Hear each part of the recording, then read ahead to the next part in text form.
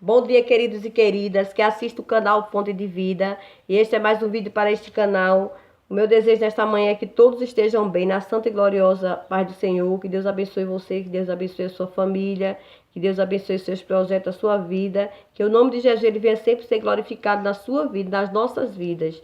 E estamos aqui dando a terceira aula do assunto, a perseguição da igreja. A igreja perseguida. Já demos 2 aulas, vamos dar a terceira aula e talvez o assunto não se feche hoje, mas amanhã a gente, em nome de Jesus, se o Senhor nos permitir, vamos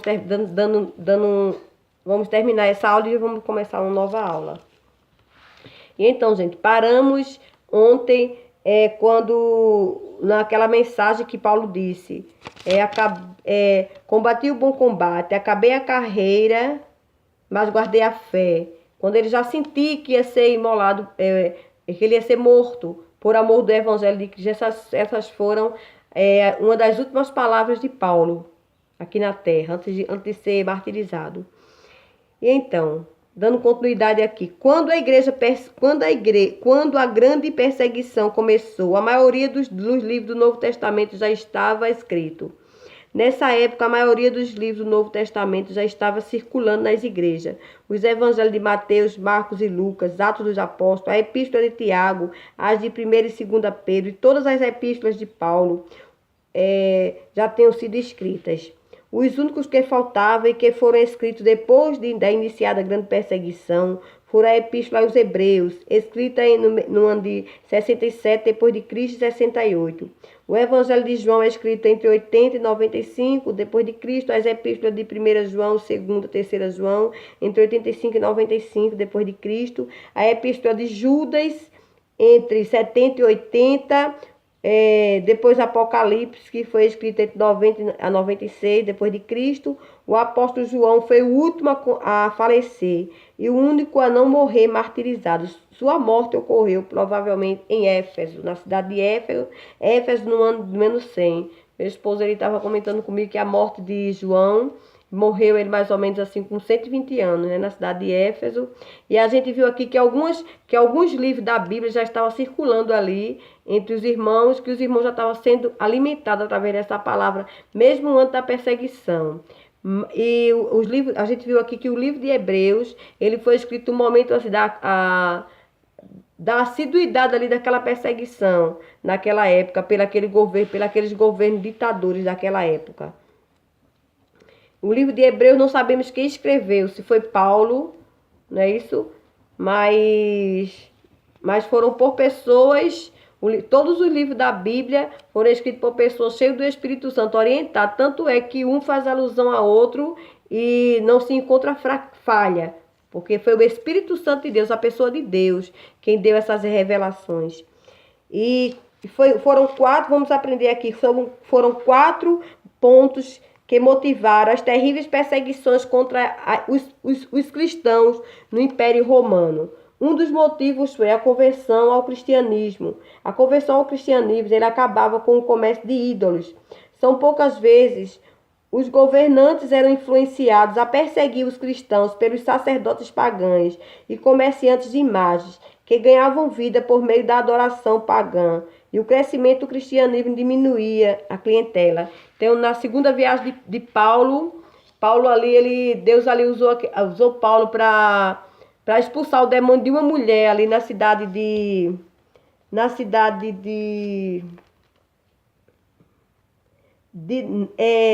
Neápolis. Na cidade de Neápolis, ali uma colônia, parte da Macedônia, que é uma colônia. Eles estavam ali, né, na segunda viagem de Paulo, e ali tem uma mulher que falava para ele, toda vez quando ele passava, dizia assim para ele,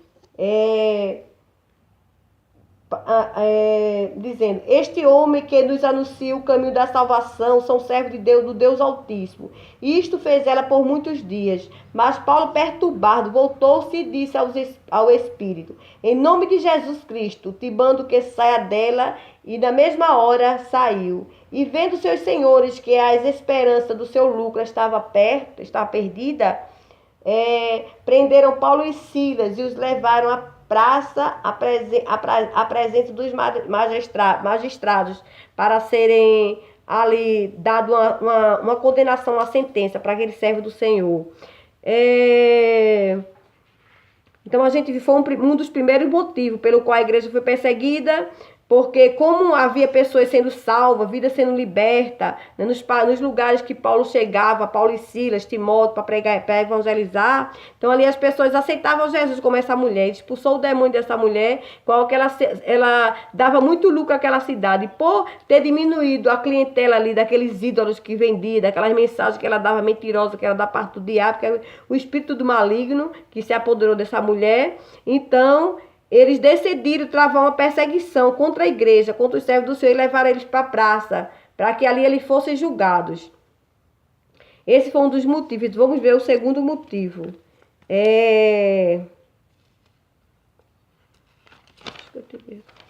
O segundo motivo.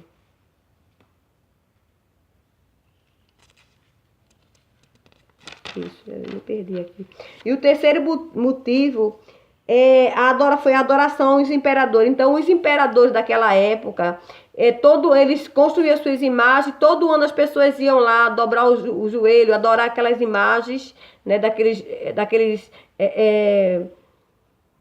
imperadores. Então, quem não se prostrasse para adorar eles eram tidos como pessoas desobedientes, como revolucionários, desleais e um perigo para o império. Porque o povo de Deus, ele sempre adorou o rei dos judeus, né, que é Jesus Cristo. Né, eles tinham a convicção que não deviam adorar aquele rei. Eles queriam que adorasse. Como eles não adoravam ele, adoravam o rei dos reis, então ele é tido como pessoas desobedientes, como revolucionários, como um perigo para Roma. Esse foi o segundo motivo. Bom, no terceiro motivo, as reuniões secretas dos cristãos. Como eles eram perseguidos, a Bíblia diz que eles adoravam nessa época em cavernas ou em catatumbas, e por eles se reunir ali muitas vezes para o culto de Santa Ceia deles, e as pessoas que não serviam a Deus, que não eram crentes, não podiam estar ali no meio dele. Então, por isso, aquele governo, aquelas pessoas se levantavam, assim, querendo difamar, dizendo que os discípulos se juntavam para fazer o mal contra o império, que eles iam cometer crimes escondidos. Então, tudo isso é a forma que o adversário trabalha. Muitas vezes o adversário ele lança aquela situação e aquela situação não deu certo, para a pessoa não caiu naquela situação. Mas vem aquela pessoa e já muda o trajeto da história, já inventa outra conversa até tentar derrubar. Então era o que as pessoas faziam contra o povo de Deus naquela época. Eles se escondiam, adoravam Jesus em caverna porque era proibido. E mesmo assim, ele fazendo isso, não podia adorar em praça pública. Eles se levantavam dizendo que eles estavam cometendo crimes escondidos, que eles eram um perigo para o governo ditador deles. Então, no tempo de hoje também não é diferente não, gente. Não é diferente não. E o terceiro, então esse foi o terceiro motivo pelo qual começou a grande perseguição. Vamos para o quarto motivo, para a honra e glória do nome santo do nosso Senhor Jesus Cristo. O cristianismo considerava todos os seres humanos iguais, como todos são iguais perante Jesus, perante Cristo. Era comum ocorrer da igreja de, por exemplo, um escravo ser eleito líder de uma congregação, o que era os romanos. Era uma afronta a seus conceitos sociais, niveladores sociais. Eram considerados por Roma perturbadores da ordem social, inimiga de Roma. Então vamos ver aqui em Gálatas 3, eu nem separei, Gálatas 3. Meu Deus, devia ter separado.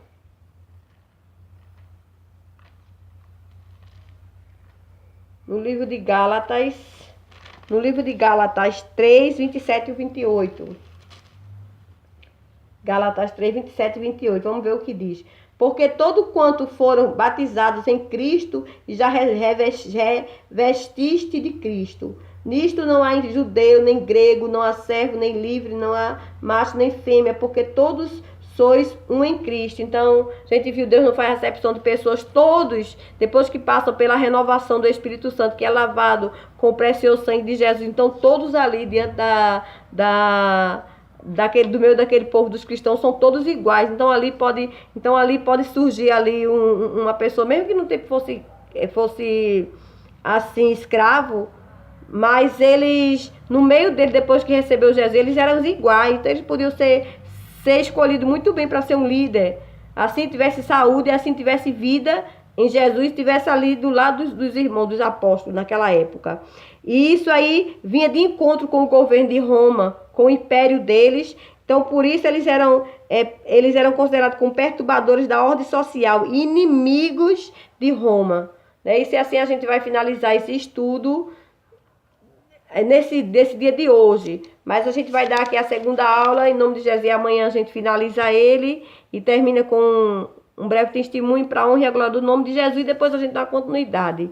Deus abençoe cada um.